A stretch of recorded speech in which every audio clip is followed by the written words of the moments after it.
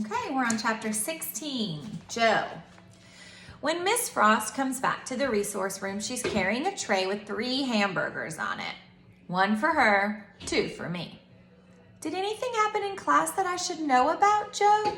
She asks, tearing open a package of ketchup with her teeth and carefully squeezing a squiggly red line onto the top half of her bun. I'm already done with my first hamburger and about to start in on the second. Should have asked for 3. I spazzed out a little when Mrs. Beam asked me to read, I said. Did you tell her about my APD? Mrs. Frost nods. I reach for a carton of chocolate milk and try to open the spout, but the paper keeps ripping. Miss Frost takes it from me and uses her fingernail to pull open the milk, and then she hands it back. I was wondering if anything happened with Ravi in class this morning, she says. It's Ravi, I say. And Dylan tripped him right after he did some crazy-looking math problem on the board. Is that what you mean? He seems to think that you were the one who tripped him.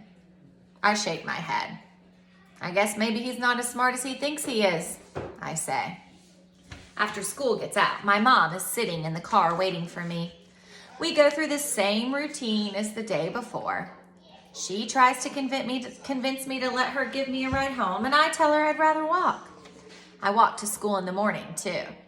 I don't get mad that often, but when I do, I always stay mad for a while.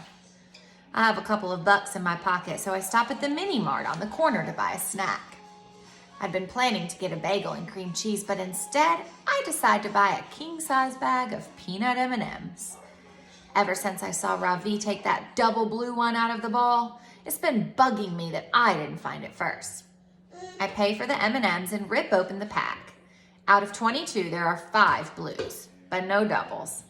I eat them slowly, sucking off the layers, trying to make them last the whole way home. When I finally walk in the door, Mimi comes running. She rolls over on her back and I give her a good belly scratch. Mom's out in the kitchen, and from the smell of things, I'm pretty sure she's making pork roast and scalloped potatoes. It's going to be hard to stay mad at her if she keeps this up. Joey, Mom calls. Is that you? Yeah, I call back.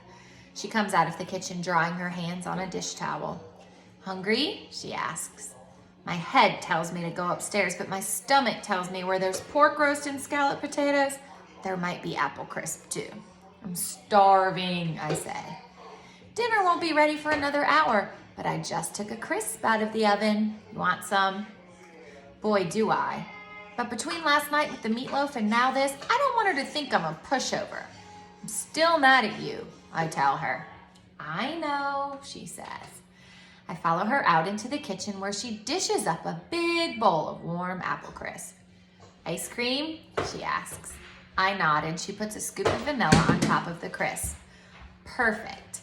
I take a bite and close my eyes, letting the taste explode in my mouth like fireworks. Are you ever going to forgive me? She asks. Eventually, I tell her. She gets busy washing lettuce. I'm glad she doesn't ask me about my day. I keep thinking about what Ravi said and the way he pointed his finger at me. Even Apple Crisp can't take the edge off that. More? Asks Mom.